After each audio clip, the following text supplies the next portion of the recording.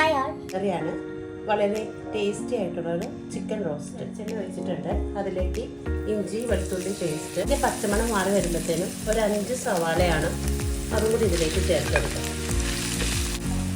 കറിവേപ്പില, പച്ചമുളക്, മഞ്ഞൾപ്പൊടി, ഒരു വലിയ സ്പൂണ് മല്ലിപ്പൊടി, മുളക് പൊടി,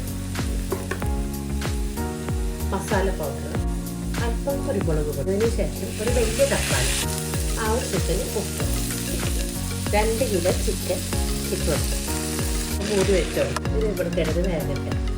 ഇത്രയേ ഉള്ളൂ. നമ്മുടെ ചിക്കൻ കറി ഇവിടെ റെഡിയായി.